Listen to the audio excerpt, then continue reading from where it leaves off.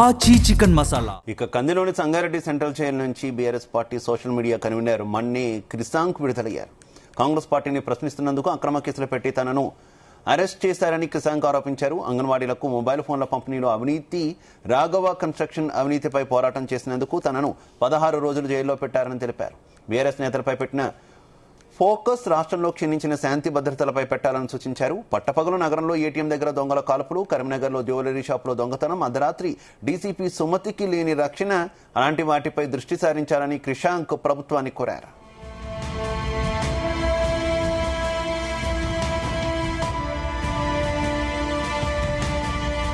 నేను ఆఖరికి అంటే మా చుట్టాలను కూడా వాళ్ళని కూడా అడుగుతున్నారు, ఈయనెవరు వీళ్ళెవరు అనేది. లొకేషన్లు అడుగుతున్నారు, ఇక్కడికి ఎందుకు పోయినావు అక్కడికి ఎందుకు పోయినావు అని. అంటే మొన్న హరీష్ రావు గారు అడిగినప్పుడు నాకు పెట్టిన డేటాతోనే అర్థమైపోయింది.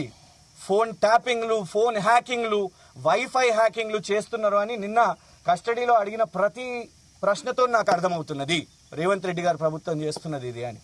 ఇవాళ ఒకటే, ప్రజాస్వామ్యం ఉండాలి, తెలంగాణ రాష్ట్ర మేలు కోసం. అది రైతుల అంశాలు కానివ్వండి, ఎందుకు SSC paper leak, Nakrekal SSC paper leak పత్రికల్లో వచ్చినాయి, దాన్ని ప్రశ్నించడానికి 3 కేసులు.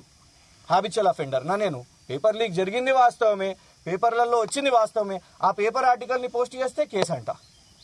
యూనివర్సిటీ ఆఫ్ హైదరాబాద్లో చెట్లు నరికేసింది వాస్తవం కాదా, సుప్రీంకోర్టే మొటికాయలు కొట్టింది వాస్తవం కాదా, దాన్ని అడిగినందుకు 4 కేసులు అంట. దానికి నేను హ్యాబిచువల్ అఫెండర్ అంట.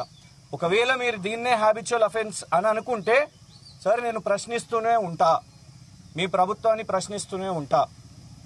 రేవంత్ రెడ్డి గారు దీనికి ఏదో నేను భయపడిపోయినా అని అనుకుంటున్నారు కావచ్చు. బీఆర్ఎస్ వాళ్ళం ఎవ్వరం కూడా భయపడం. మేము కేసీఆర్ గారి శిష్యులం. ఉద్యమం నేర్పించారు వారు, ఈ రాష్ట్రంలో అందరికి ఉద్యమం నేర్పించారు. ఉద్యమం కొనసాగుతుంది. జై తెలంగాణ.